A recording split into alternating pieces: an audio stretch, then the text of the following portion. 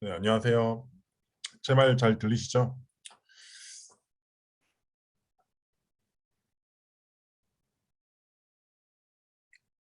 그럼 잘 들리는 걸로 알고 진행하도록 할게요. 보니까 잘 나가고 있는 것 같아서. 어, 일단 코로나가 또 심해지더라고요. 요새 사람들이 많이 걸려가지고 다들 조심하세요. 걸리니까 좀 많이 아프더라고요. 저는 이제 다 괜찮아져서 거의 다. 네, 일단은 계속 진행해 보도록 할게요. 일단 강의 노트는 제가 얼추 다 제작을 했어요. 아니, 거의 마무리를 하고 있는데 총 이 빅데이터 분석 기사 실기 시험이 총 파트가 두 가지거든요. 작업형이랑 단답형이라고 해가지고 작업형이 우리가 지금 하고 있는 이런 프로그램을 의미하고요. 그다음 단답형이라고 하는 거는 이제 뭐 우리가 빅데이터 분석 기사 필기 시험에서 배웠던 내용들을 이제 주관식으로 적는 시험이에요.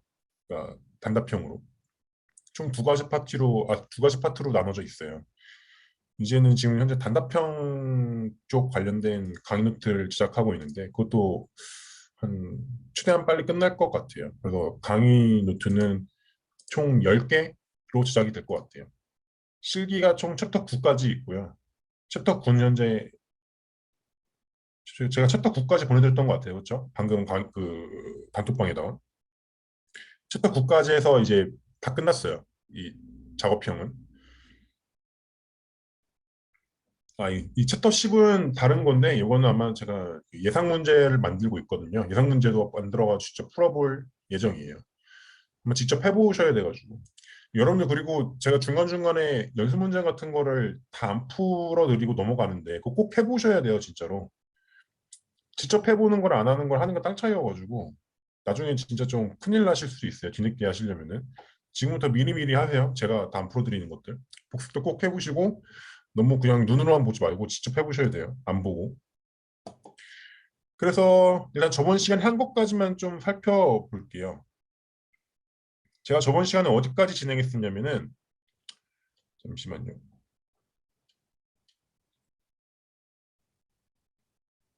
네, 아마 딱 여기까지 진행한 것 같아요. 이 나이브 베이지까지 간략하게 소개를 해드렸던 걸로 기억을 합니다. 그래서 이 나이브 베이지 같은 경우에는 한번 복습해 보시면서 좀 더 보시는 걸로 하고요. 사실 뭐 제가 또 설명드릴 거 많진 않아요. 어차피 똑같이 다 방식 비슷해요. 그냥 패키지 불러와서 뭐 트레인 데이터로 훈련시키고 그리고 평가하고 뭐 그런 것들입니다. 이때 훈련시킬 때 이런 식으로 정규화라는 걸 좀 중간에 꼭 해주시고요. 알겠죠? 이걸 좀 잘 연습해 보세요. 네. 그리고 문제 7.4까지 풀어봤던 걸로 기억을 합니다. 테스트 데이터 MS이고요. 이것도 꼭 해보셔야 돼요. 지금 저 풀어봤긴 했지만은 이게 진짜 좀 중요한 내용이라서. 네. 그 다음에는 7.3절을 나갈 건데요. 나 중간에 뭐 하기 전에 뭐 질문 있으시면은 제가 뭐 복습할 때 이거 해봤는데 잘 안 되더라 있으면은 그냥 채팅창에다가 편하게 질문 주세요. 제가 채팅창 계속 보고 있으니까. 네. 진행할게요. 일단은 저희가 뭐를 할 거냐면요. 의사결정 나무라는 거를 배워볼 겁니다. 얘는 진짜 너무너무 중요해요. 제가 덜 중요한 거는 덜 중요하다 하거든요. 예를 들어 이 베이지안 나이브 베이지. 얘는 사실 그렇게 중요하진 않아요. 얘는 뭐라 할까? 여러분들 나중에 실무적으로 쓸 때도 방금 전공하려고 공부를 할 때도 얘는 그렇게 중요하지 않습니다. 얘는 굉장히 이론적인 부분들이 많기도 하고 그렇게 자주 쓰는 친구가 아니에요. 나이브 베이지. 근데 이 의사결정나무는 굉장히 중요합니다. 얘는 진짜 많이 쓰여요. 실제로도 굉장히 많이 쓰이고요. 정확하게는 얘 자체로만 쓰이는 게 아니라 얘를 이용한 다른 모형들이 굉장히 많거든요. 걔네들을 굉장히 많이 쓰기 때문에 얘 너무너무 중요합니다. 그래서 얘는 시험에 나올 가능성이 굉장히 높아요. 좀 잘 보시는 게 좋습니다. 일단 의사결정나무가 뭔지를 좀 간략하게만 좀 살펴보도록 할게요. 딱 이 그림을 보시면 되는데 이런 식으로 트리 형식으로 되어 있는 모형을 말해요. 예를 들어 데이터가 들어가요. 데이터가 들어가면은 첫 번째로 뭘 구별하고 싶냐면은 이 데이터를 바탕으로 대출을 해줄 건지 대출을 거절할 건지를 결정하고자 한다라고 해볼게요. 예를 들어 어떤 사람의 데이터가 있어요. 들어가요. 그럼 이 사람이 연봉 기준으로 볼게요. 연봉이 3천 이상이다. 라고 하면 여기로 갈게요. 여기로 왔어요. 근데 이 사람이 기존에 빚이 있다. 라고 하면은 일로 가겠죠. 이렇게 해서 대출 거절이 되겠죠. 보이시죠? 그래서 이런 식으로 의사를 결정하는 모형을 의사결정 나무라고 합니다. 어떻게 보면 분류하는 거죠. 데이터가 있고 그 데이터를 바탕으로 얘를 대출 거절할 건지 승인할 건지를 결정하는 분류하는 모형이에요.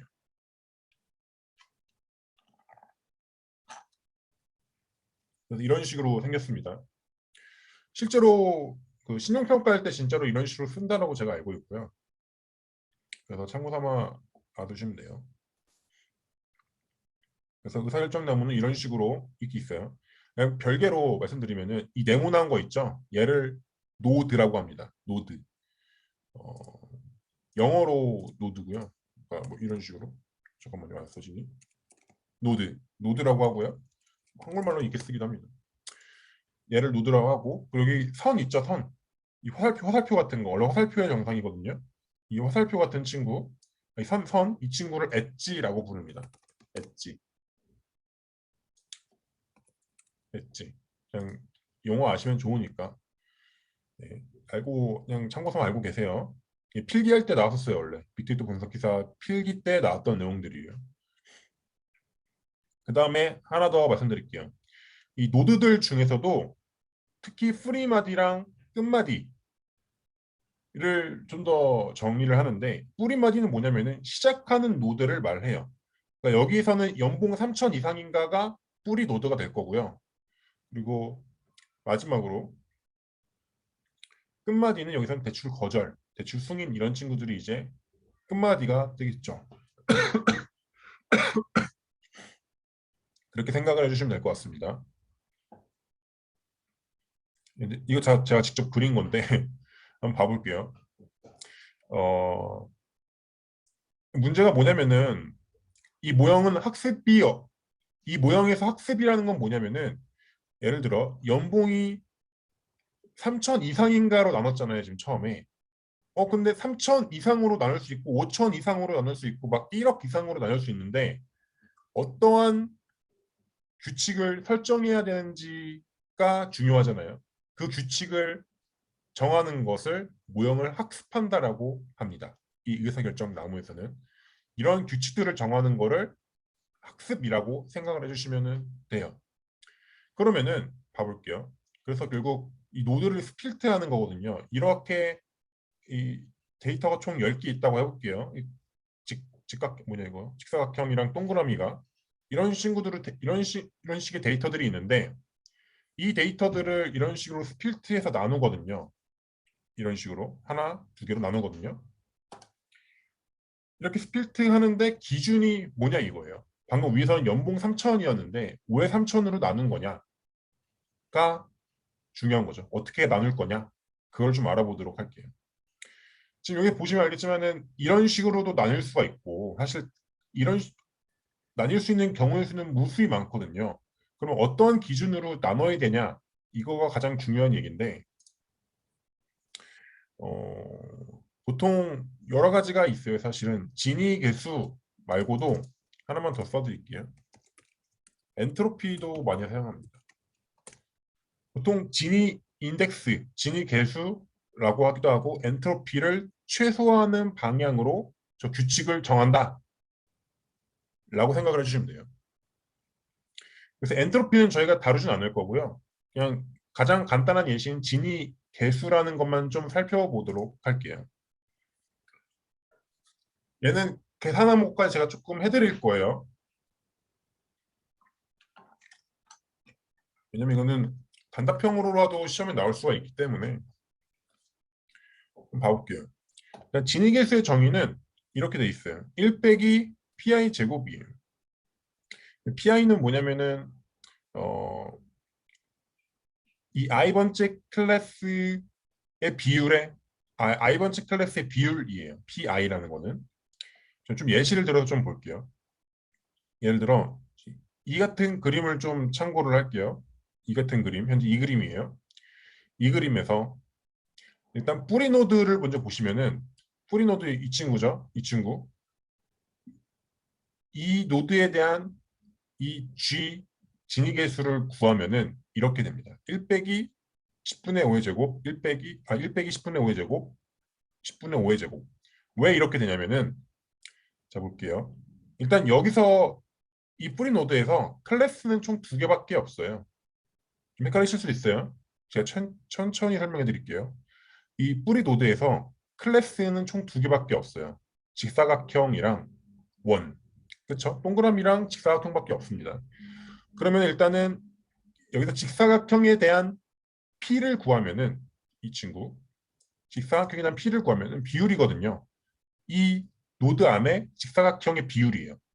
현재 총 10개고 직사각형은 5개 있기 때문에 직사각형의 비율은 10분의 5가 되겠죠.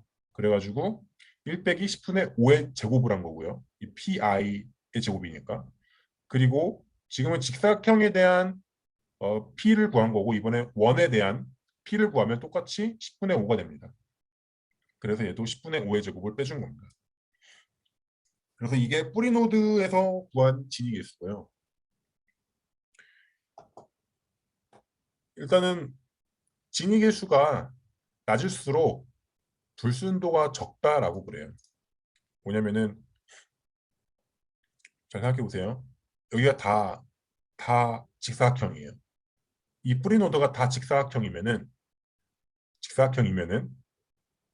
이 뿌리 노드에 대한 진위 계수는 0이 나오거든요. 이해하셨나요?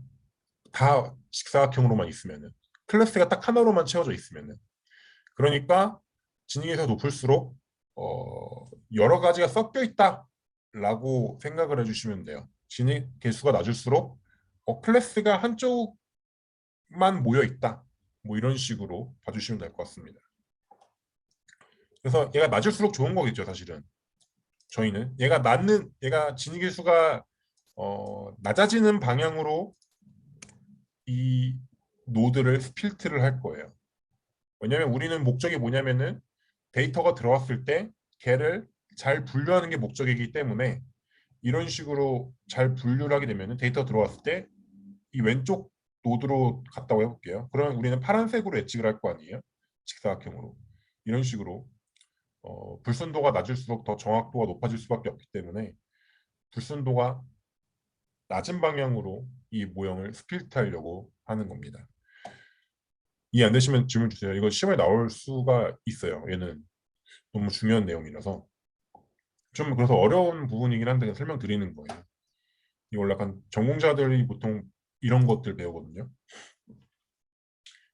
그래서 진위계수를 이용해 가지고 그 해당 노드의 불순도를 측정하는 거예요. 프리 노드의 진위계수 값은 이런 식으로 나오고요. 얘는 계산을 굳이 안 해봅니다. 귀찮으니까요. 계산하려고 하는 건 아니니까. 그 다음에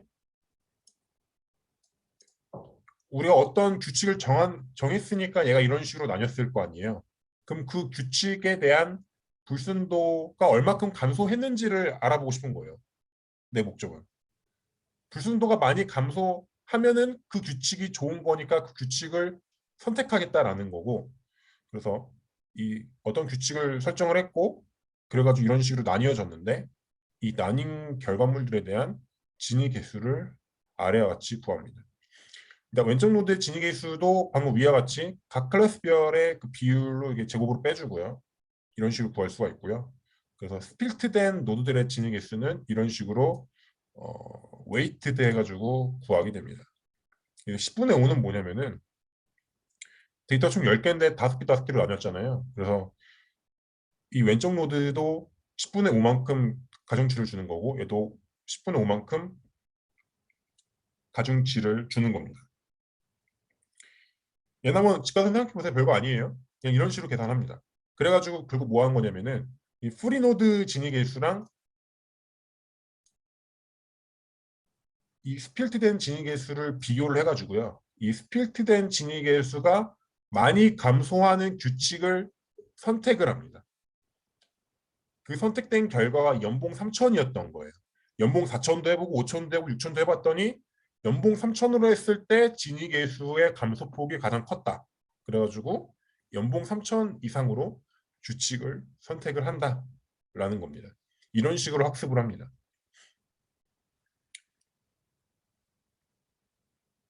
이게 진짜 중요한 내용이에요. 이거 계산하실 줄 아셔야 돼요. 그래서 의사결정량은 이런 식으로 학습을 해요. 이게 전부입니다. 이게 전부예요. 다 배웠어요. 진짜로.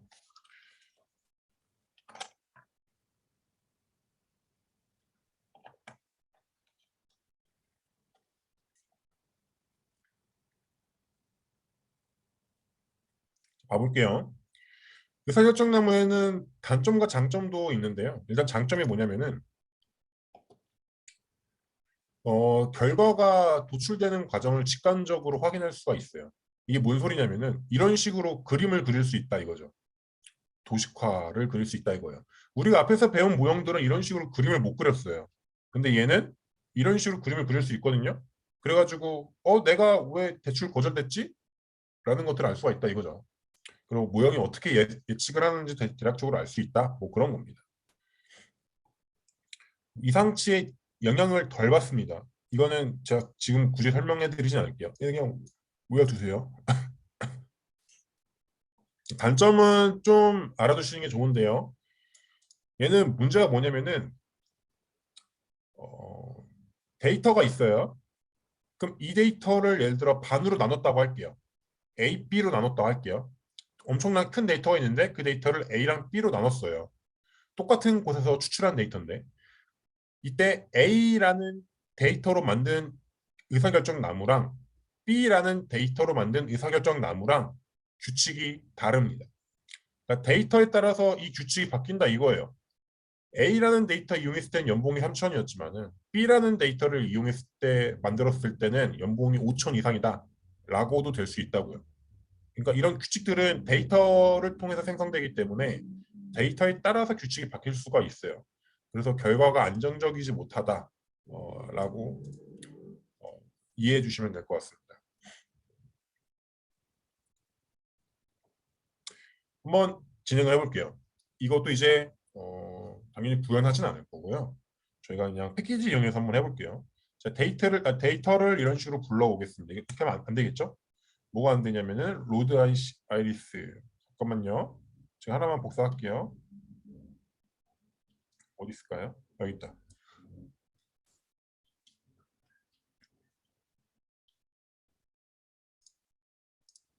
자, 죄송해요. 복사가 안 됐네요. 왜 복사가 안 됐지?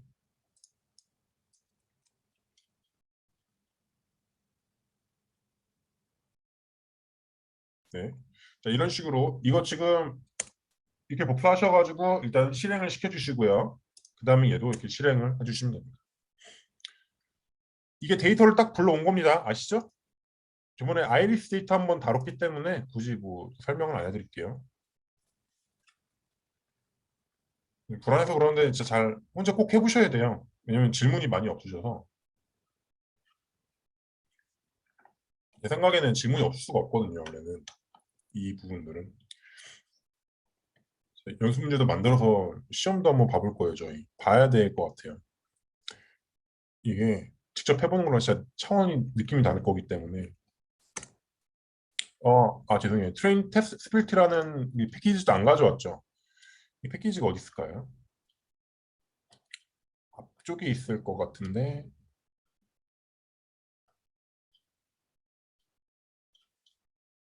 네, 여기 있네요. 이 미맥스까지 한 번에 가져오겠습니다. 여러분 천천히 가져오세요.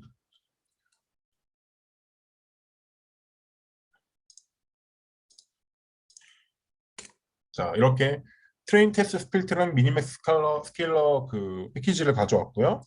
그 다음에 얘를 이용해서 트레인 테스트로 나눠줍니다. 음,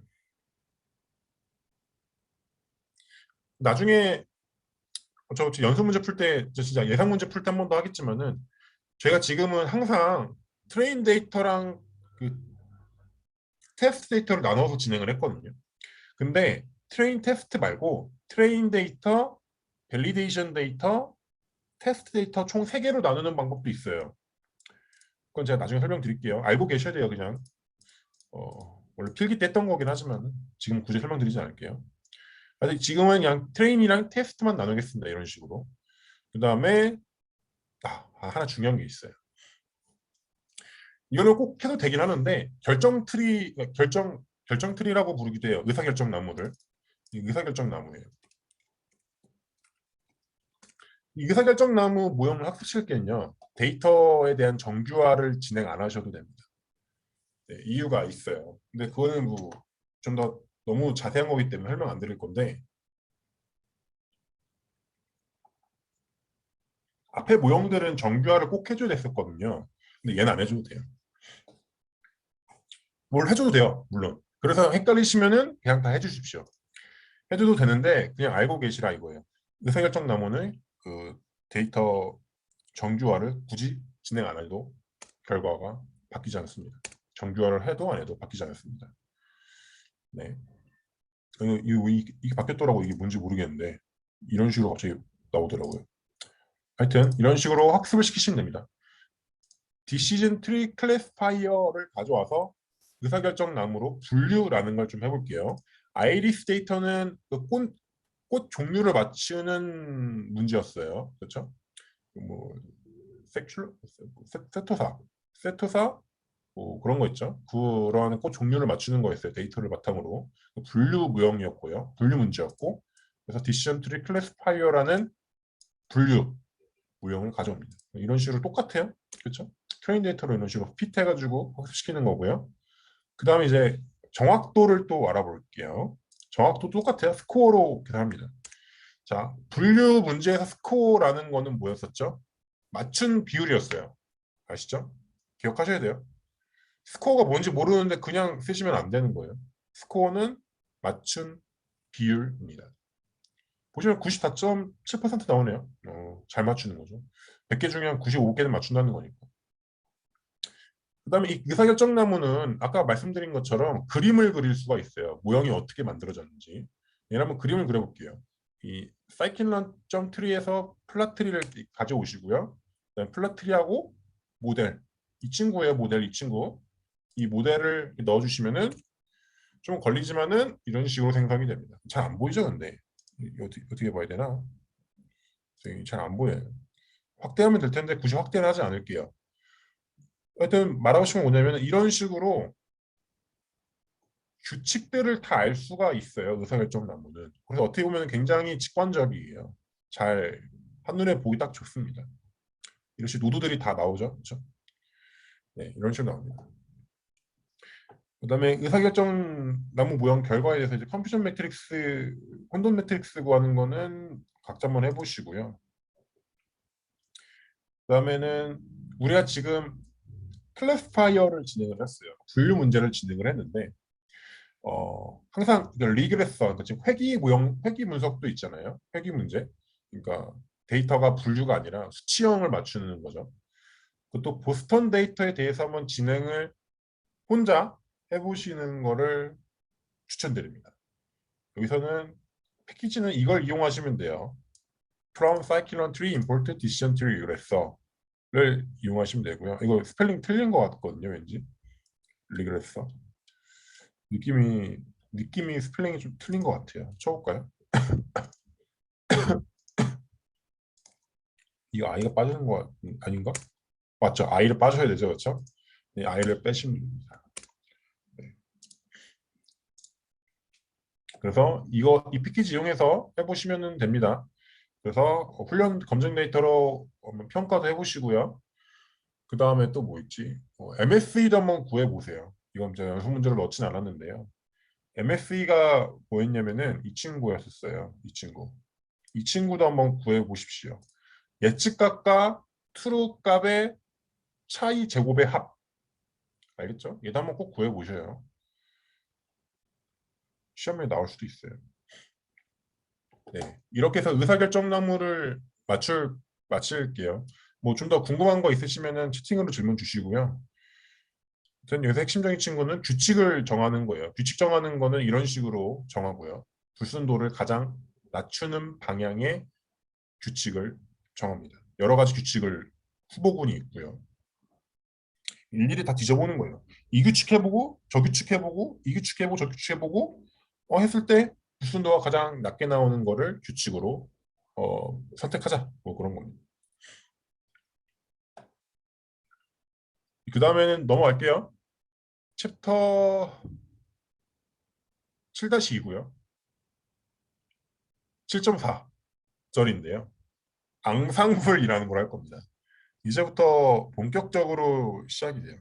사실 이쪽 부분들은 다 제 전공, 제 연구 분야들이어서 특히 이 결정 트리는 저는 실제로 구현을 해봤어요. 왜냐면은 제 주된 연구 분야여서 이런 것들 실제로 구현을 많이 해봅니다. 저는. 이게 이 사결정 나무가 실제로 제가 일일이 코드로 구현하려면은 은근히 좀 까다로워요. 쉽진 않더라고요.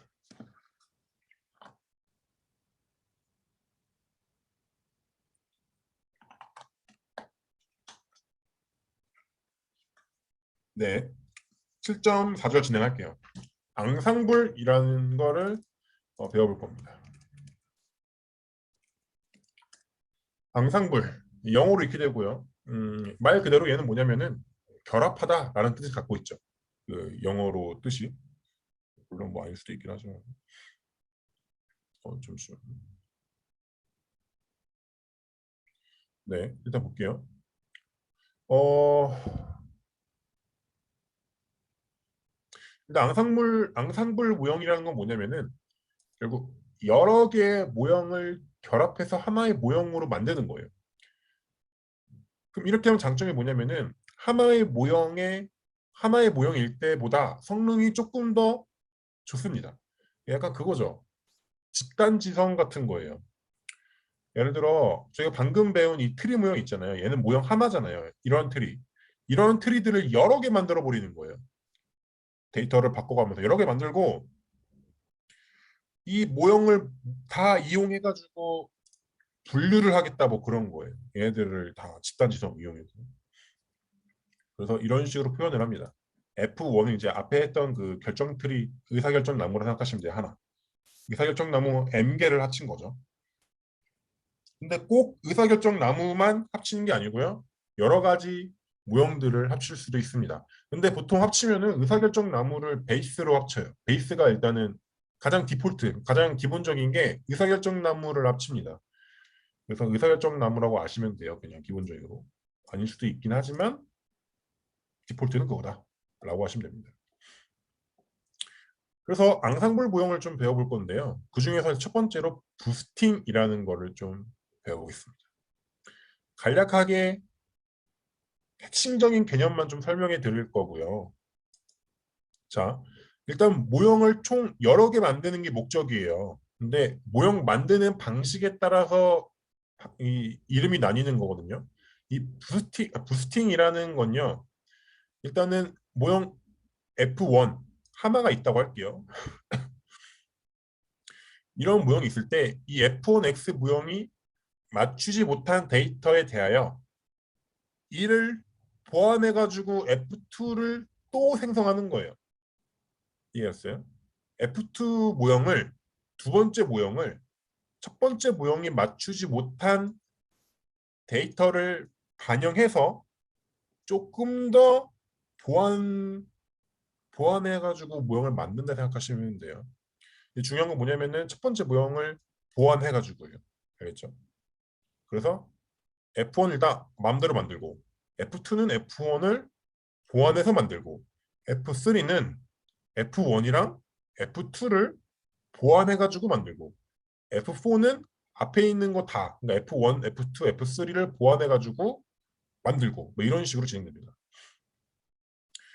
그래서 이 부스팅 모형의 가장 일반적인 예시로는 이 두 가지거든요. 사실은 얘라고 생각하시면 돼요. ADA 부스트랑 XG 부스트, 이 XG 부스트가 사실 그레디언트 부스트의 일종이거든요.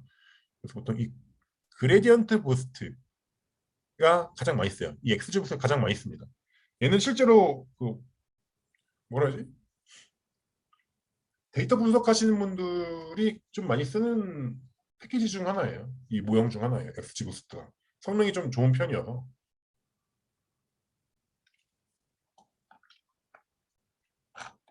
알겠죠?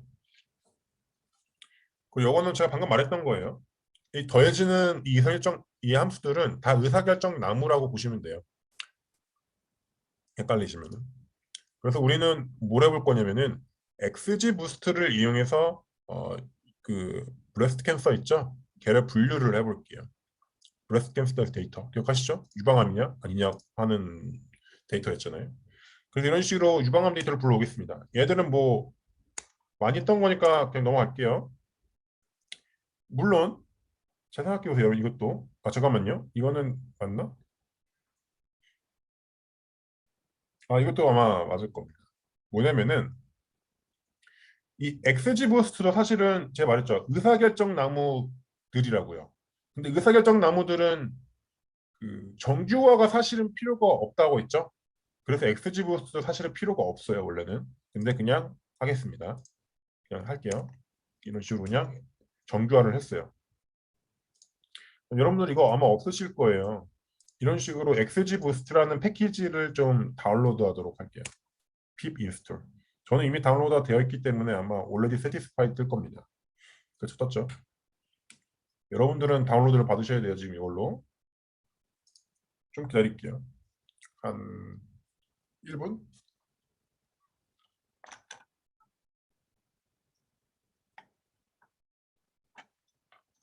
여기 이게 아마 다운로드가 오래 걸리지 않았던 걸로 기억을 하는데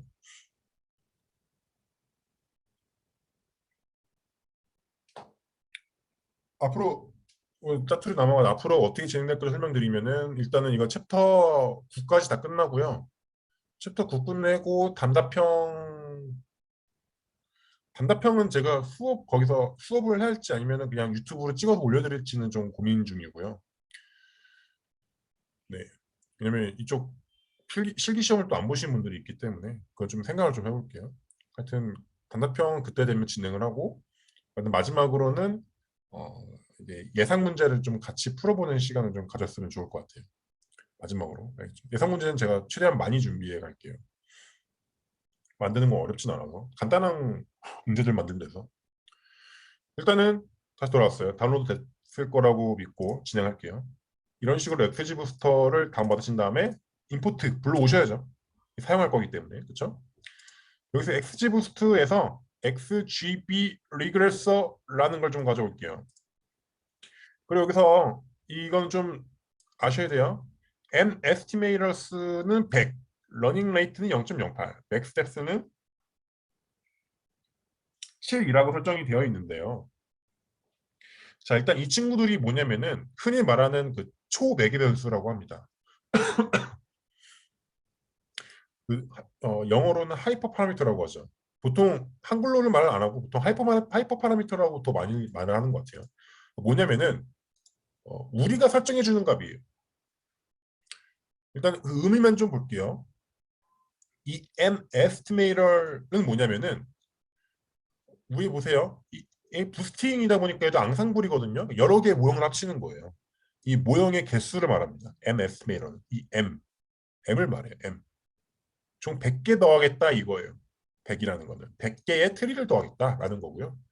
러닝 레이스는 이거는 사실은 모르셔도 될 것 같긴 한데 뭐 학습 속도라 생각하시면 돼요. 학습하는 속도. 넥스텝스는 뭐냐면은 그 결정 트리가 있잖아요. 각 하나마다 결정 트리가 있잖아요. 예를 들어 이런 친구들 결정 트리가 있을 텐데 얘네들의 깊이 최대 깊이를 설정해 주는 거예요. 얘 같은 경우에는 지금 깊이가 총 2거든요. 2. 이건 뎁스가 2짜리입니다. 2. 뎁스 7짜리 7 이상 넘어가면 안 된다라고 설정을 해주는 거예요. 깊어봐야 7짜리만 하자라는 겁니다. 얘를 왜 이렇게 설정해 주냐면은 이 결정 트리가 깊어질수록 오버피팅이 발생할 가능성이 조금 더 크겠죠. 그렇죠? 그러니까 결정 트리가 점점 깊어져요. 깊어지면은 결국 트레인 데이터를 엄청 잘 맞춘다라는 얘기거든요. 트레인 데이터를 엄청 잘 맞춘다는 얘기는 반대로 이제 테스트 데이터를 못 맞출 가능성이 조금 있다라는 겁니다. 물론 100%는 아니지만은 그럴 가능성이 높아진다라는 거예요. 그래서 데스 이 맥스텝스가 높아지면 질수록 아마 오버피팅이 좀 자주 발생할 겁니다. 그래서 이런 식으로 의미 정도는 아셔야 돼요. 이 세 개 정도는. 이렇게 선택을 해줄게요. 그 다음에 모델을 학습을 시킬 건데요.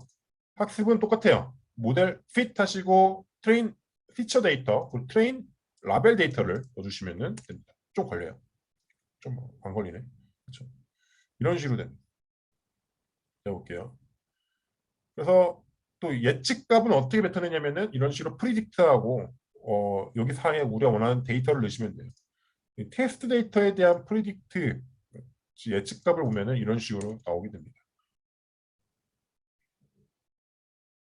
이게 뭘까요? 아,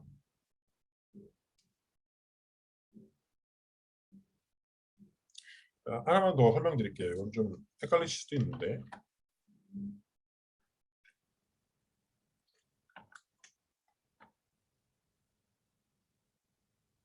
맞나 이거? 마이너스 나오는 거 보니까 맞는 것 같은데 로직값인 것 같기도 하고. 네, 얘는 제가 갑자기 좀 헷갈리네요. 얘가 어떤 값을 넣으면 갑자기 좀 헷갈려가지고 내가 나중에 한 번 더 다른 개념할 때 한 번 더 추가 설명을 드릴게요. 일단 얘는 좀 무시하도록 할게요. 일단은 검증 데이터에 대한 정확도를 좀 구해보는 걸로 할게요. 자, 보시면은 이 현재 분류 문제였을 거예요. 유방암 데이터 분류 문제였거든요. 어디였죠? 로드 플러스 캔슬 그쵸? 유방암 데이터 분류 문제였어요. 이에 대한 정확도를 좀 구해볼게요. 스코어를 통해서. 그러면은 85%가 나왔어요. 그쵸? 별로 안 높죠? 보시면 알겠지만 85%밖에 안 나왔어요. 제 기억이 맞다면은 그 로지스틱 레귤레이션 정확도가 90 몇 %였거든요. 95%? 근데 얘가 이제 이런 식으로 조절을 하는 거예요. 이 N 에스티메이터, 그러니까 모형의 개수를 늘리거나 러닝 레이트를 좀 바꾸면서 이걸 바꿔볼게요. 이렇게 0.3으로 이런 식으로 바꿔가면서 정확도를 다 체크를 해봅니다. 보시면 바뀌어요. 이제 원래 0.858이었잖아요. 근데 러닝 레이트를 0.3으로 주면은 증가했죠. 항상 증가하는 건 아닙니다. 근데 좀 더 바꿔볼게요. 이 0.3 말고 0.7로 줘볼까요? 그러면 내용이 좀 꽤 올라갈 것 같은데 0.88까지 올라가네요. 그렇죠? 이런 식으로 정확도가 바뀌어요. 저기 하이퍼 파라미터를 계속 바꾸면요. 그리고 이런 식으로 해서 최적의 그러니까 정확도가 가장 높은 거 이렇게 정확도가 가장 높은 이러한 초매개 변수들을 찾는 과정을 하이퍼 파라미터 튜닝이라고 합니다. 튜닝 뭔지 아시죠? 튜닝 하나씩 고쳐보는 거예요. 뭐가 가장 좋냐 뭐 이러면서 0.99로 해볼까요? 9로 하면 안 좋을 것 같은데 느낌이 좀 그래요. 그렇죠? 맞아졌죠? 이게 왜 맞아졌냐면은 오버피팅이 발생한 겁니다. 뭐냐면은 트레인 데이터를 너무 잘 맞춰버리는 거예요. 0.99로 적어가지고 학습을 너무 잘한 거죠. 저 0.8, 0.85?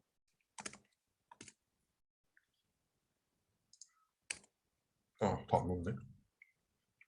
그래서 이런 식으로 계속 바꿔가서 하면 돼요. 일단 한번 늘려보고 이렇게 이런 식으로 바꿔보고 네, 정확도가 별로 높진 않네요. 그렇죠? 하여튼 이런 식으로 튜닝을 하시면 됩니다. 아시겠죠? 자, 그다음에 검증 데이터의 정확도를 패키지를 이용하지 말고 한번 구해 보시고요. 했던 겁니다. 그다음에는 저희가 지금은 엑스지 부스트를 이용을 했어요. 보시면은 근데 부스트 종류가 하나 더 말씀드렸죠. 에이다 부스트라는 게 있습니다. 그 에이다 부스트를 이용해서 한번 이 유방암 데이터를 위와 같이 한번 학습을 해보시는 거를 해보시면 됩니다.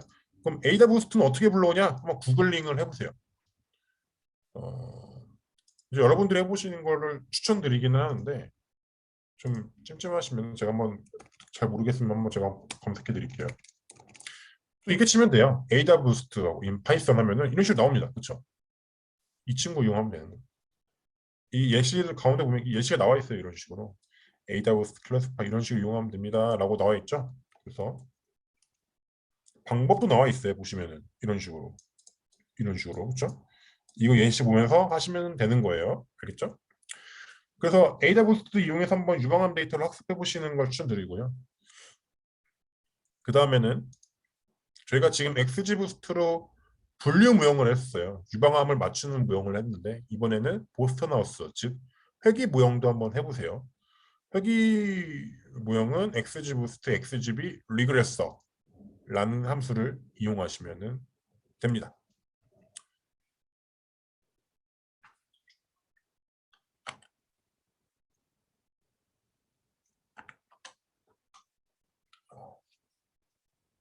네.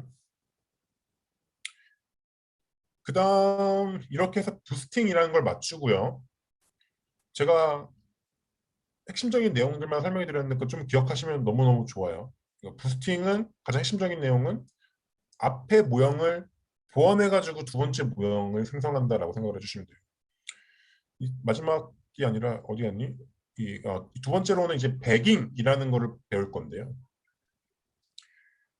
얘는 부스팅이랑은 어떤 점에서 다르냐면은 일단 이 친구도 여러 개의 모형을 만들어서 하는 건 똑같아요. 근데 얘는 좀 달라요. 얘는 데이터가 이런 식으로 엄청 크게 있잖아요.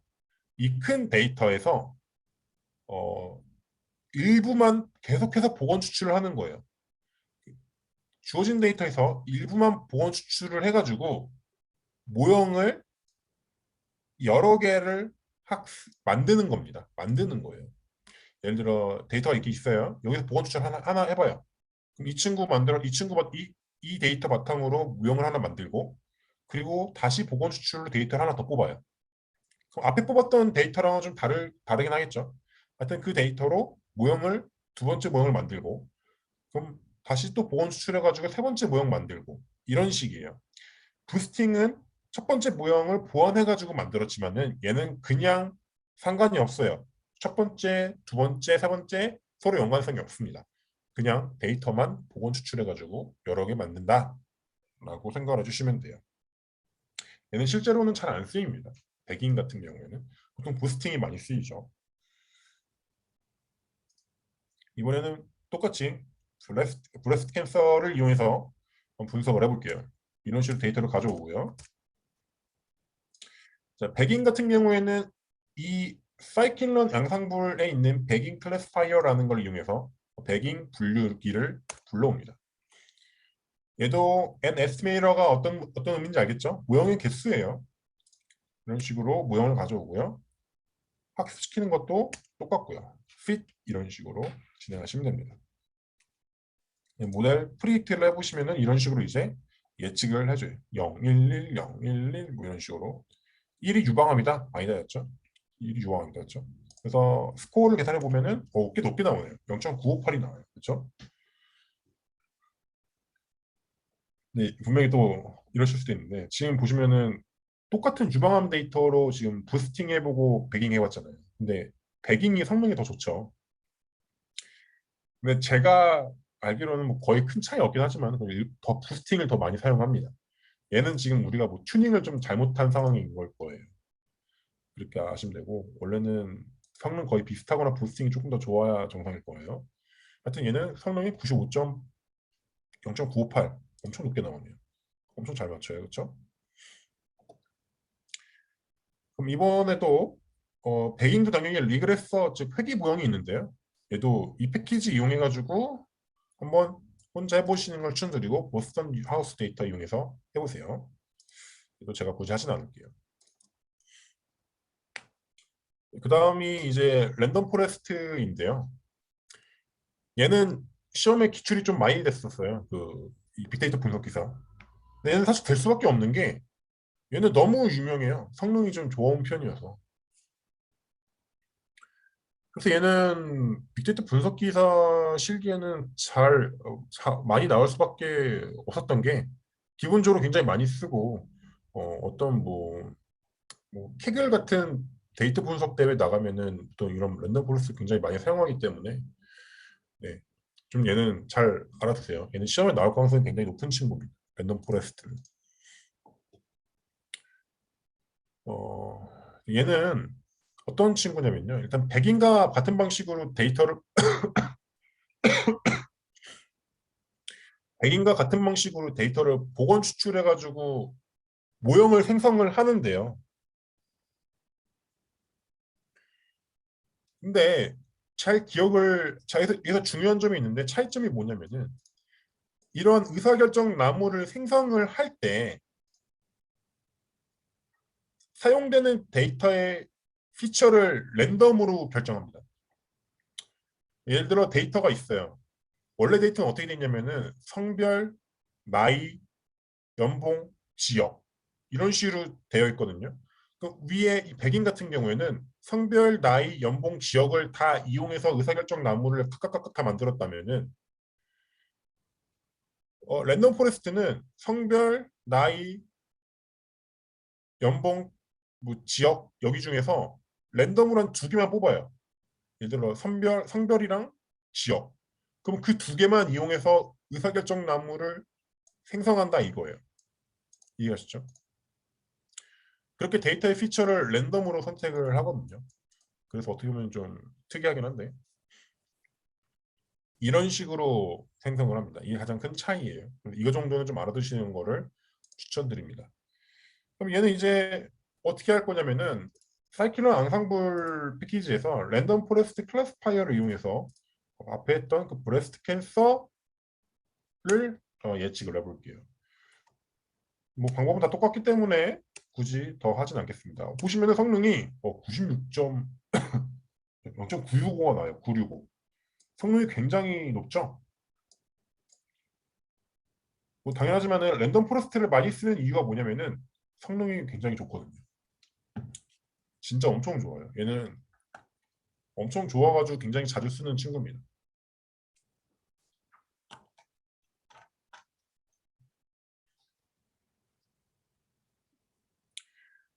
네.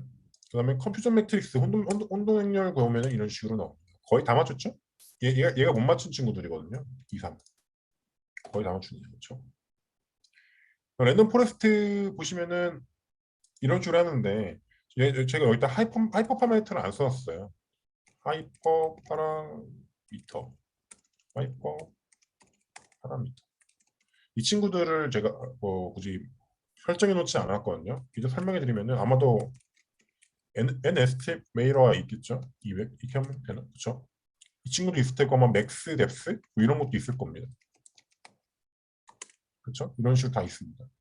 얘는 한 7로 하고 그리고 러닝 레이트도 있을 거고요. 러닝 레이트 없나? 잠깐만요. 에럴 레이트라고 하나?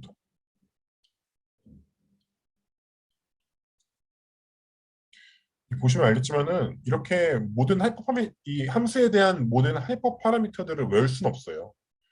그냥 가장 기본적인 가장 중요한 것들만 알고 있고 외우는 건 말이 안 되는 겁니다. 얘는 안 되네요. 그렇죠? 러닝 레이트라는 건 존재하지 않아요. 존재하지 않을 것 같았었어야지. 이런 식으로 보통 이 두 개를 기억하시면 될 것 같아요. NST를 얘는 500 이렇게 줘도 그, 그 뭐죠? 과적합이 쉽게 발생하지 않아요. 이 랜덤 포레스트 바로 발생했네요. 500을 하면 안 되네. 데이터가 작아서 그런가? 이런 식으로 정확도가 계속 바뀌죠. 이번에는 97%까지 올라왔어요. 그렇죠? 이런 식으로 하면 다양한 초매개 변수를 이용해서 가장 좋은 성능을 보이는 모형을 한번 찾아보세요. 알겠죠? 그 다음에는 문제 7.12는 이번에도 역시 회귀도 한번 해보시고요. 랜덤 포레스트 리그레서라는 걸 이용하시면 됩니다. 또 보스턴 하우스를 한번 해보시는 걸 추천드릴게요. 네, 그 다음에 서포트 벡터 머신으로 할 건데요. 얘는 10분 쉬었다가 8시부터 진행을 하도록 할게요. 만약에 질문 있으시면은 저희 채팅에 남겨주시면은 제가 읽고 답 드릴게요. 그럼 8시부터 다시 시작하는 걸로 하겠습니다.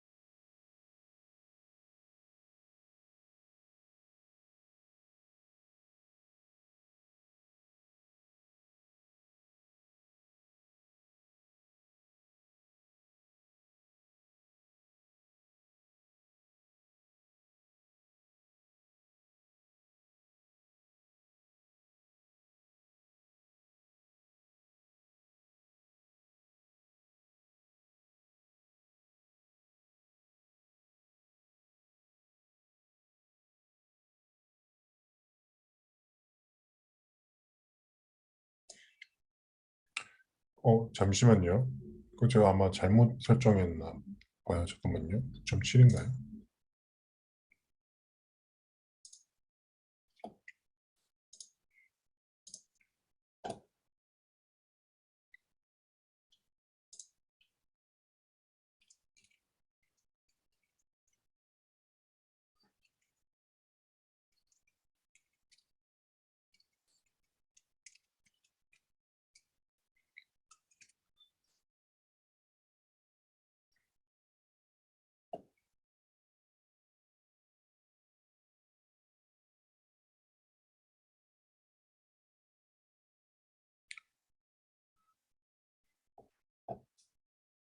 이 데이터가 지금 보스턴 하우스 데이터였나요? 맞나? 맞네요. 그러면은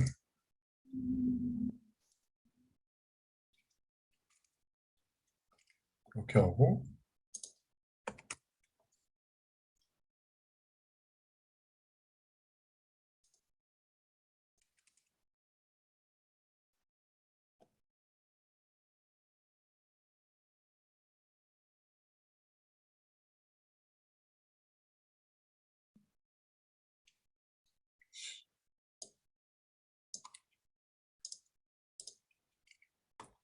잠시만요. 이게 무슨 에러일까요?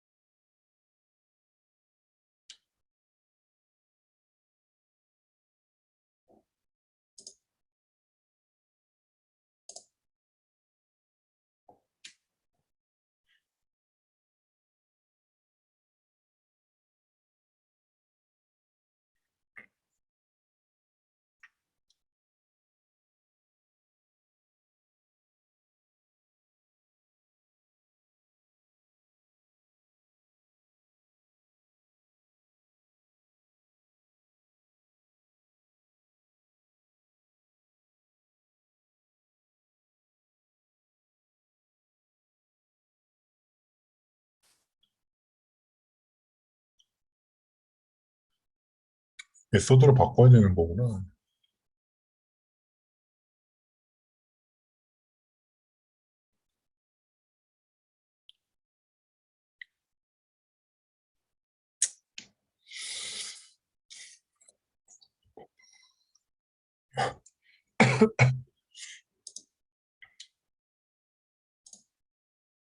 네, 이거 문제를 조금 바꿀게요. 이게 다른 메소드를 사용해서 해야 된다고 하니까 7차원이 아니라 3차원으로 해볼게요.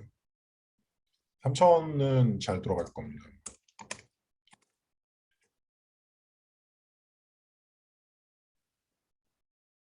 네. 3차원으로 고쳐서 하시면 될 것 같아요. 원래 바꿔놓을게요.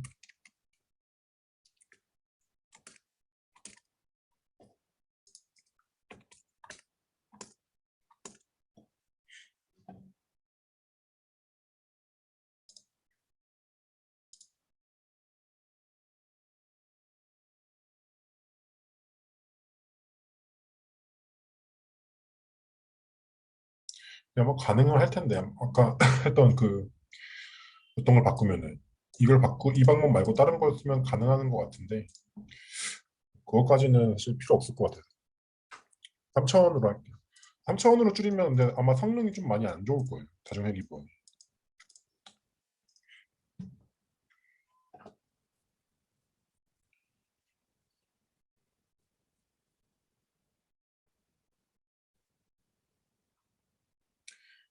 네, 그러면 이어서 진행하도록 하겠습니다. 저희가 지금까지 뭘 알아봤냐면은 랜덤 포레스트까지 알아봤어요. 그러니까 즉 앙상블 구형에 대해서 좀 알아봤고요. 얘가 시험에 굉장히 많이 나온 친구들이고 이번에는 7.5절에서는 서포트 벡터 머신이라는 거를 배울 겁니다. 흔히 뭐라고 부르냐면 SVM이라고 약자로 부르기는 해요. 그냥 알아두시면 좋으니까. 예를 들어 이런 그림을 좀 볼게요.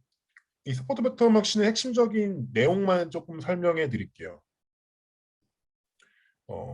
잘 볼게요. 예를 들어 이 빨간색 선만 보세요. 우리가 지금까지 배우는 모형들이 있잖아요. 그 모형들이 분류를 어떻게 하냐면은 가장 핵심적인 방법이 뭐냐면은 이렇게 빨간색 선이라는 거를 찾아요. 찾은 다음에 이 빨간색 선보다 이 왼쪽 부분에 있으면은 파란색 그룹이라고 분류를 하는 거고 이 빨간색 선보다 오른쪽에 있으면은 주황색이라고 분류를 했던 거예요. 그러니까 앞에서 우리가 만든 모든 모형들은 이 빨간색 선 찾는 게 가장 핵심적인 내용이었는데 이 빨간색 선은 뭐라고 부르냐면은 결정 경계라고 부릅니다. 이해갔죠? 결정할 때 사용하는 거여가지고 결정 경계라고 불러요. 그냥 알아두시면 돼요. 이 서포트 맥터머신은 어떤 게 원리냐면은 이 빨간색 선이랑 잠시만 죄송해요. 이게 지금 모기가 있어서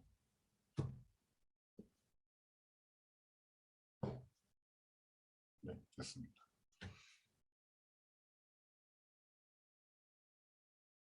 제가 할게요. 이 빨간색 선이랑 검은색 선 사이를 이 마진이라고 불러요. 마진. 이 검은색 선은 뭐냐면은 이 데이터, 이 딱 데이터가 걸쳐져 있는 이런 친구들을 말을 해요. 가장 끝에 있는 친구들이죠. 가장 끝에 있는 친구들. 그러면은 잘 생각해 보시면은 어, 그러니까 즉 성능이 좋은 모형이라고 하는 거는 이, 이 넓이, 이 선들의 넓이, 선들의 간격, 이 선들의 간격이 넓은 모형을 말하거든요. 그래야 잘 구별할 거 아니에요. 애매한 것들도 잘 구별할 거 아니에요. 이 선 넓어야. 그래서 이 서포트 맥터머신은 원리가 뭐냐면은 이 빨간색 선이랑 이 검은색 선 사이를 마진이라고 부르는데 이 마진의 길이를 최대화하는 방향으로 학습하는 모형입니다. 얘를 서포트 벡터 머신이라고 부릅니다. 이해하시죠? 이 친구, 이 빨간색이랑 검은색, 검은색 사이선 이게 넓으면 넓을수록 분류를 잘하는 거거든요. 생각해 보세요. 이거 간단한 내용이니까. 일단 이 장점이랑 단점을 좀 설명해 드리면은 장점 같은 경우에는 일단은 정확도가 굉장히 높은 편에 속합니다. 진짜 엄청나게 높아요. 단점은 학습 시간이 엄청 오래 걸려요. 그리고 설명이랑 해석이 어려워요. 설명 해석이 왜 어렵냐면은 모형이 복잡합니다. 제가 일단 뭐 수식 그런 건 하진 않겠지만은 사실은 어떤 방정식을 풀어야 되는 모형이어서 설명과 해석이 좀 어렵습니다. 뭐 일단 그렇다 치고 한번 우리는 이용을 해보도록 할게요. 분류를 좀 해보죠. 자, 서포트 맥터머신은 SVM이라는 걸를 불러오시면 됩니다. 이렇게 사이클런에서. 그리고 svm.svc. C가 뭐예요? C. 어, 네, C. 여기 SVC. 얘가 뭐냐면은 분류예요. 클래스파이어의 약자예요. 그리고 여기서 하이, 하이퍼 파라미터는 총 두 개가 나오는데요. C랑 커널이라는 게 나옵니다. 어, 뭐 알려드리면 당연히 좋긴 하지만은 사실은 알려드리기가 힘든 부분들이 많기 때문에 좀 간략하게만 설명드리면은 C는 작을수록 모델이 단순해지고요. 커질수록 모델이 커진다. 모델이 복잡해진다. 라고 생각을 해주시면 되고요. 커널은 데이터를 어떤 다른 차원으로 보내주는 친구예요. 예를 들어 데이터가 이걸 한번 봐볼까요? 그러면 제가 구글링을 해볼게요.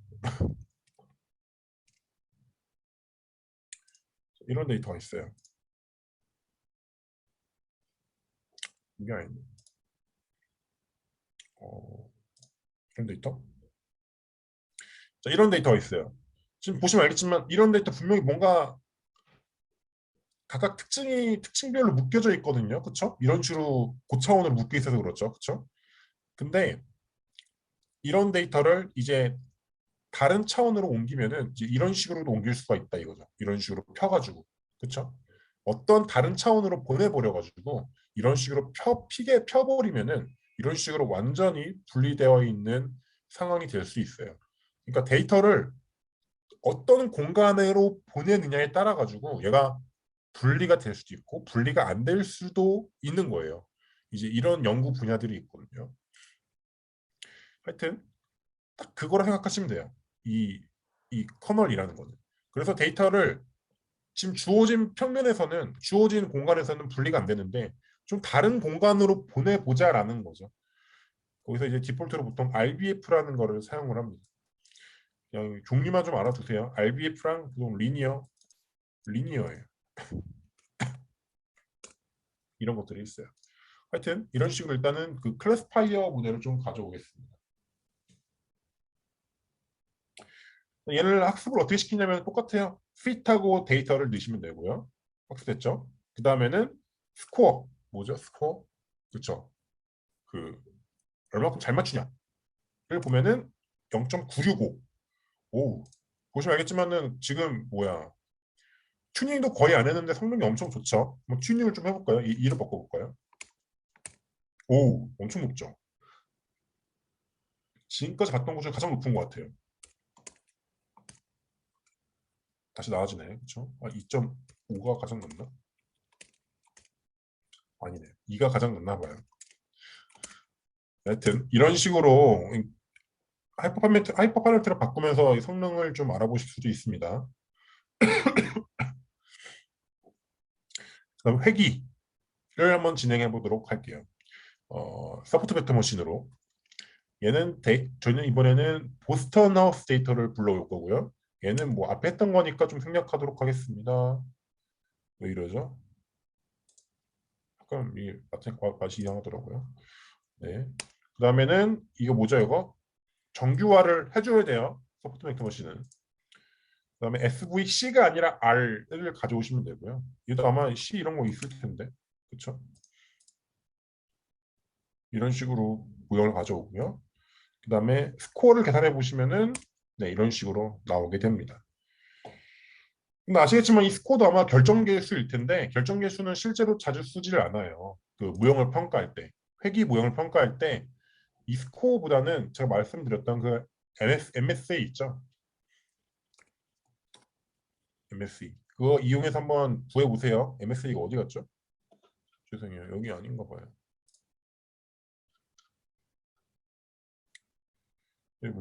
연습 문제 이번에 7.6까지 냈구나.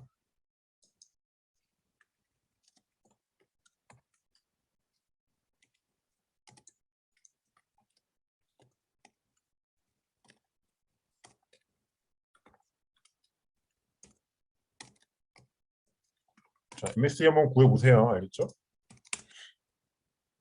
구해보셔야 돼요. MSE 정의는 예전에 문제에서 써놨기 때문에 제가 굳이 써드리진 않겠습니다. 한번 구해보시고요. 하여튼 이런 식으로 이제 서포트 벡터 머신까지 진행이 됐습니다. 궁금하신 거 있으면 질문 주세요. 뭐 알겠죠? 하여튼 얘 핵심적인 내용은 딱 이거예요. 이 사이를 최대화하는 방향으로 진행하는 친구입니다.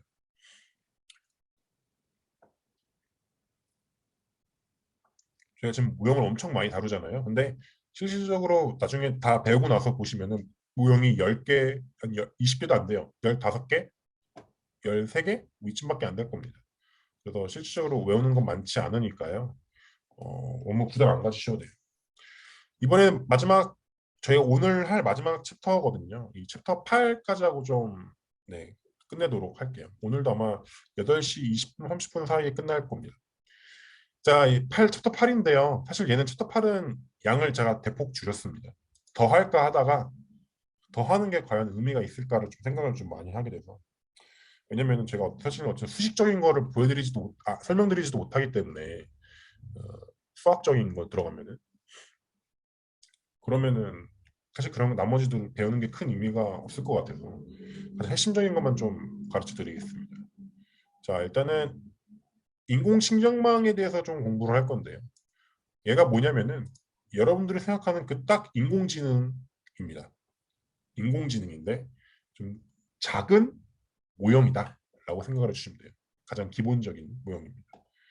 제가 직접 그린 건데 봐볼게요. 인공지능 모형이 대체 어떻게 생겨난 거냐면은 보시면 항상 이런 그림을 항상 그려놔요. 이 땡땡땡땡땡 동그라미. 일단 이 동그라미는 뭐라고 부르냐면은 결정틀이랑 이름이 같아요. 노드라고 부릅니다. 얘도 엣지라고 부르고요. 그냥 알아두세요.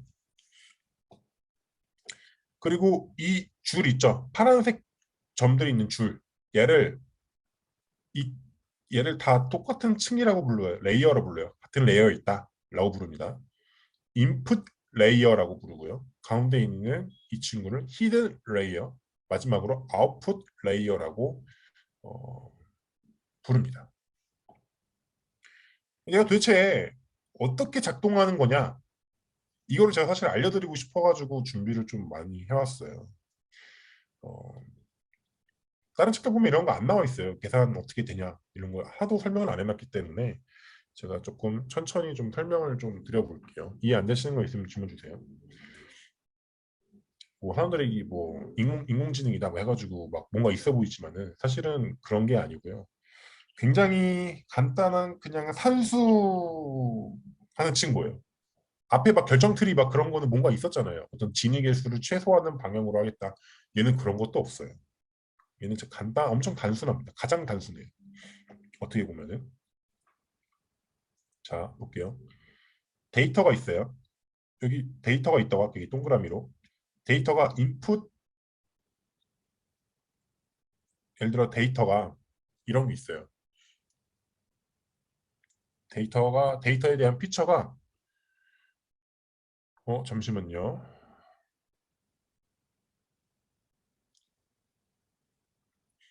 이렇게 할게요.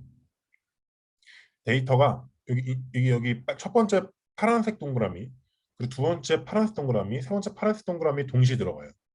그리고 여기서 어떤 산수를 거쳐가지고 여기 이 동그라미, 이 동그라미, 이 동그라미, 이 동그라미에 더해지는 겁니다.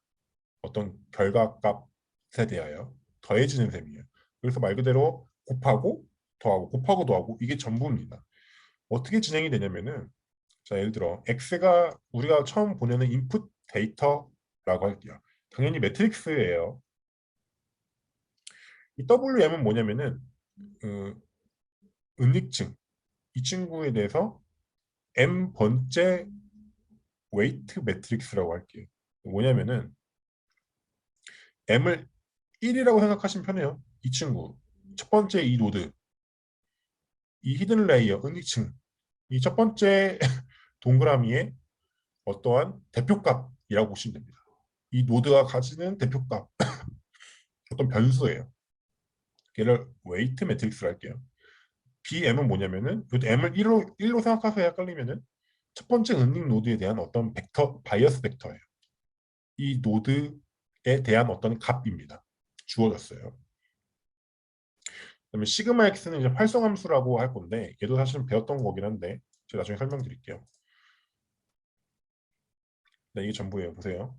인풋 데이터 매트릭스가 자, 이 친구 있죠? 첫 번째 이 친구. 얘가 여기로 전달되는 과정은 어떻게 되는 거냐면은 마우스 커서가 좀 그렇긴 한데 저 원래 말로 하면 설명해드리고 필기하면서 해드리고 싶은데 이게 안 돼가지고 이 파란색 동그라미 있는 첫 번째 파란색 동그라미 있는 게 이 주황 색깔 첫 번째 동그라미에 있는 친구로 어떻게 계산이 되는 거냐면은 이거를 계산하는 거예요. 일단은 X가 인풋 데이터고 걔랑 W랑 곱해요. W는 뭐냐면은 그 해당되는 은닉층 노드에 대한 어떤 값이고 걔랑 곱해요. 그리고 바이어스 벡터를 더합니다. 그냥 더해요. 더하고 이 더한 값을 활성함수에다가 넣어요. 그러면은 넣게 되면은 그 계산된 결과값이 이제 HM이라는 친구인데 이게 이제 히든 레이어에서 갖게 되는 값입니다. 값. 이게 한번 전달이 된 거예요. 인풋 파란 색깔 동그라미에서 히든 레이어 주황 색깔로 전달이 된 게 이게 딱 이 친구입니다. 제가 강의 노트 최대한 자세히 적어놨으니까 잘 이해 안 되시면 그냥 보세요. 그래서 그냥 곱하고 더하고 또 활성함수를 통과시키고 끝이에요. 그리고 이번에는 이게 히든 레이어에 있는 상황이고 이 인풋 데이터가 전달된 상황이고 이 히든 레이어에 있는 데이터가 이번에 아웃풋은 어떻게 출력이 되냐면은 자 아웃풋 그 출력층이에요. 아웃 출력층 노드의 어떤 웨이트 매트릭스를 TK를 할게요. WM이랑 거의 비슷한 친구예요. 어떤 그 노드를 대표하는 값이에요. 이 키도 어떤 그냥 벡터라고 할게요. 그 노드를 대표하는 값. 그럼 HM이 이제 뭐냐면은 이 히든 레이어에서 갖는 값이거든요. 인풋에서 어떤 연산해가지고 히든 레이어에서 갖는 값을 HM이라고 할게요. 이 친구요. 그럼 이게 HM이 이제 이 그 해당되는 노드 출력층 노드의 어떤 매트릭스랑 곱하고 벡터를 더해가지고 ZK라는 게 생성이 되는데 걔가 이 친구입니다. 이 친구 첫 번째 노드. 그래서 앞에 했던 거 생각해보시면 딱 이거예요. 인풋 데이터 있으면은 어떤 행렬 곱하고 더하고 활성함수 통과시키고 다시 어떤 행렬 곱하고 벡터 더해서 그냥 아웃풋으로 내뱉는다 라고 보시면 돼요. 이게 얘가 예측하는 방식이에요. 이 인공지능이 이제 이런 친구들을 이제 무수히 많이 쌓고 수십층 쌓고 좀 구조를 좀 바꿔가면서 만들어 놓은 게 현재의 모형들입니다. 그리고 별개로 모형은 학습은 어떤 방향으로 진행이 되냐면은 지금 이 ZK가 결국 아웃풋이거든요. 아웃풋. 이 ZK 아웃풋이랑 실제 트루값 있죠. 트루값의 로스가 최소가 되는 방향으로 학습을 합니다. 웨이트랑 바이어스 베터들을 다 조금씩 수정해 나가요. 누구? 이 친구들이요. 노드들에 대한 대표값들 있죠. 걔들을 이제 다 조금씩 수정해 가면서 잘 나오게끔 바꿔주게 됩니다. 로스라는 건 뭐냐면요. 로스는 아실 것 같긴 한데 아닌가? 손실함수라고 합니다.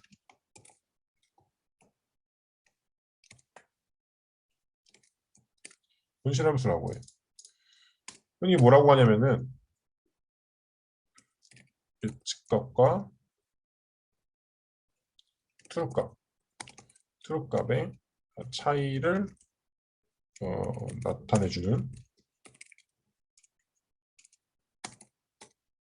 함수라고 보시면 돼요.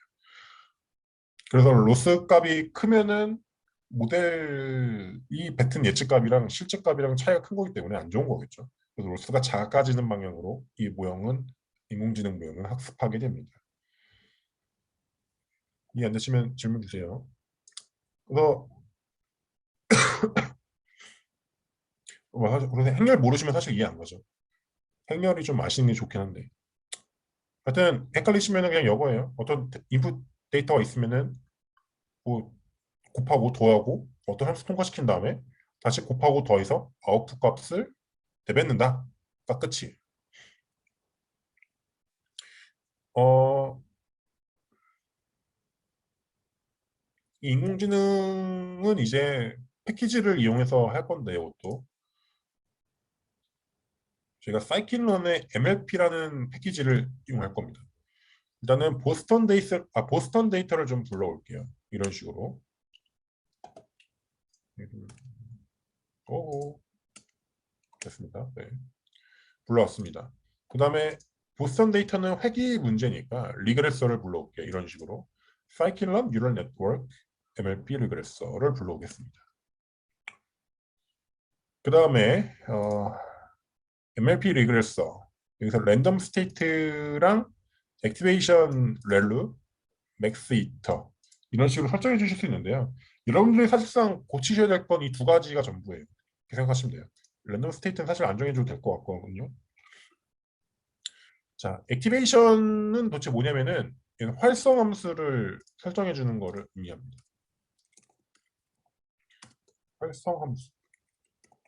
어, 활성 함수를 처음 들으신다고 하면은 좀 그렇긴 한데 왜냐면 빅데이터 분석기사 필기 때 우리가 했었거든요, 분명히. 종류가 뭐가 있냐면요. 렐루라는 펑션이 있고요. 시그모이드라는 펑션이 있고요. 리니어 총 이렇게 세 가지를 아니다, 한 개 더. 탄젠트 H. 하이퍼파라볼릭 탄젠트라는 게 있습니다. 역탄젠트 함수라고 부르나? 하여튼 이 네 가지를 보통 많이 씁니다. 이 네 가지가 있어요. 근데 그 중에서도 렐루를 가장 많이 써요. 왜? 렐루가 성능이 가장 무난하게 좋습니다. 이미 많이 밝혀졌고요. 어, 하여튼 이 네 가지를 쓸 수 있다는 걸 알아두셔야 돼요. 한번 보여드릴게요. 자, 이 그다음 맥스 이터레이션은 뭐냐면은 반복 횟수예요. 어, 이 인공지능은 앞에 했던 모형들이랑 조금 다른 점이 딱 한 개가 있는데 학습하는 방식에서 얘는 데이터를 여러 번 학습을 해요. 그러니까 우리가 주어진 데이터가 있죠. 앞에는 이 데이터 한 번씩만 사용해서 모형을 만들었잖아요. 근데 얘는 어떻게 하냐면은 이 데이터를 일단은 전부 다 한번 써서 모형을 학습을 합니다. 그 다음에 이 데이터를 한번 또 써서 얘를 또 학습을 해요. 이거를 계속 반복을 하거든요. 그거에 대한 이터레이션 횟수를 의미를 합니다. 자, 얘를 한번 클릭을 해보시면은 좀 걸려요. 네, 됐죠? 뭐라 떠요. 이 뭐라 뜨냐면요. Convergence warning. Optimization has converged yet. 이게 뭔 소리냐면은 얘는 제가 위에 말씀드렸죠. 이 인공지능은 뭐냐면은 이 로스가 최소화되는 방향으로 얘를 줄이거든요. 얘에 대한 최적화가 이루어져요.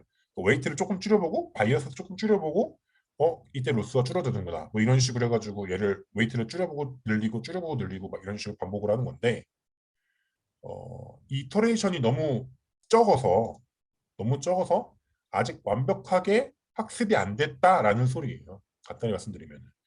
그래서 이렇게 3,000번 돌렸을 때 성능을 보시면은 0.7646이 나와요. 이 정확도가. 보스턴인가요? 네. 이번에는 이 이터레이션을 3,000번이 아니라 6,000번 한번 돌려볼까요? 좀 걸리겠죠?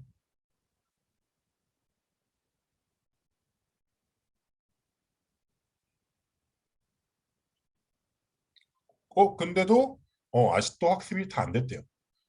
한번 일단 이때 성능을 보면은 0.83 8038에 나오네요. 확실히 학습을 좀 더 시키니까 성능이 좀 더 좋아졌죠. 그러니까 얘 아직 옵티마이제이션이 아직 컨버지드가 안 됐기 때문에 맥스 이터레이션을 늘리면 성능이 더 좋아질 가능성이 높다는 거예요. 그래서 이거는 그냥 10,000번 돌렸습니다.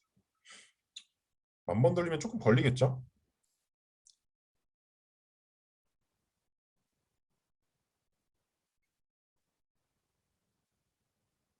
자, 됐죠? 10,000번 돌렸더니 이제는 완벽하게 수렴을 했나 봐요.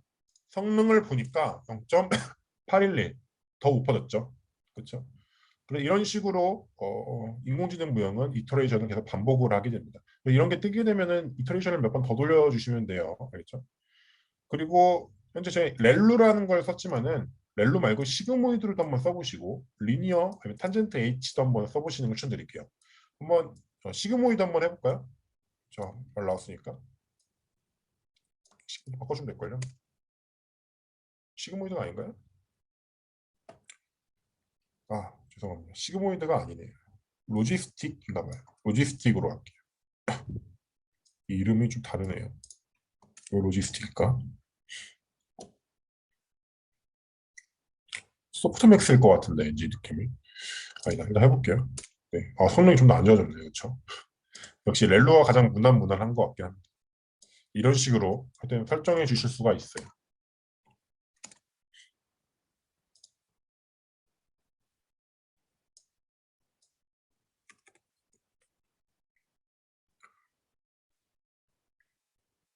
소프트맥스.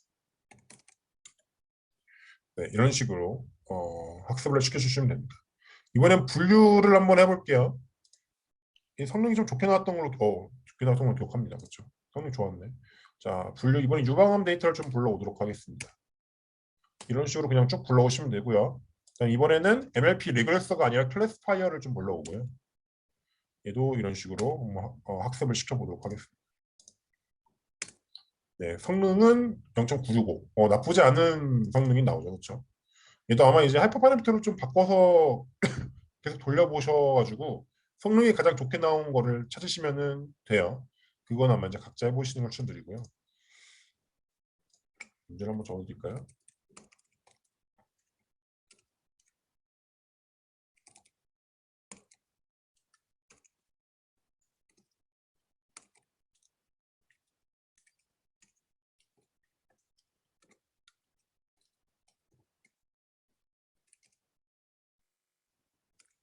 가장 높은 초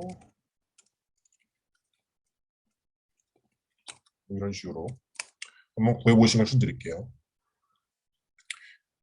네, 이렇게 해서 사실 인공지능은 네, 끝마칠 생각이에요. 여기까지가 딱 이제 개념이고요. 여기가 이제 빅데이터 분석기다 실기가 딱 나오는 범위까지예요. 사실 원래 좀 더 하고 싶었어요. 근데 그걸 하려면은 생각해보니까 쉽지 않더라고요. 혹시 좀 더 많이 준비를 해야 돼가지고 여러분들도 공부를 하셔야지 할 수 있는 내용들이 많아가지고 굳이 넣지는 않았습니다. 나중에 아주 나중에 시간이 된다고 하면은 좀 더 보여드리도록 할게요. 간단한 것들이라도. 그 다음에는 지금 보시면은 인공지능을 저희가 패키지를 불러왔잖아요. 근데 사실은 인공지능 보시면 알겠지만은 지금은 굉장히 단순한 모형을 다루는 거예요. 이런 모형 하나만. 근데 이런 모형이었으면 사실 얘가 뭐 이렇게 주목을 받을 리가 없잖아요. 그렇죠? 고작 이런 단순한 모형이었으면 얘는 기초 중에 완전 엄청 기초 수준이고요. 그냥 더하기 빼기 수준인 거고요. 보통은 이제 구조를 바꾸거나 모형을 더 깊이 쌓거나 이런 식으로 굉장히 많은 작업들을 해야 합니다. 그럴 때는 결국 이제 직접 다 일일이 짜야 되는데 그렇지는 않고요. 보통 어떤 패키지를 이용을 하냐면요. 보통 이 파이토치랑 텐서플로우, 텐서플로우, 텐서플로우를 이용을 합니다. 그냥 알고 계시면 좋을 것 같아서 이 두 가지 패키지를 이용을 해가지고 이게 파이썬에서의 패키지예요. 파이썬에서 인공지능을 구현하기 쉽게 만들어 놓은 어떠한 굉장히 좋은 프로그램입니다. 파이썬 패키지들이에요. 얘를 이용해 가지고 보통 이제 인공지능, 딥러닝 같은 모형들을 구현을 합니다. 뭐이 정도까지는 아셨으면 좋을 것 같아가지고 넣어놓은 거고요. 뭐 질문 있으시면은 질문 주세요. 일단은 네, 오늘 수업은 여기까지고요. 질문 있으시면 질문 주세요.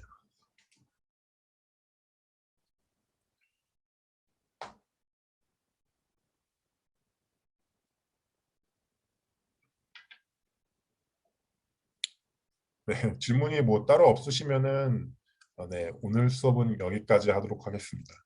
아마 다음 수업으로 챕터 9까지 끝낼 것 같고요. 챕터 9 끝내고 네, 그 예상 문제를 가져오든지 뭐 그런 식으로 좀 진행하도록 하겠습니다. 네, 일단 오늘 수업 여기까지 하도록 하겠습니다. 네, 수고하셨습니다.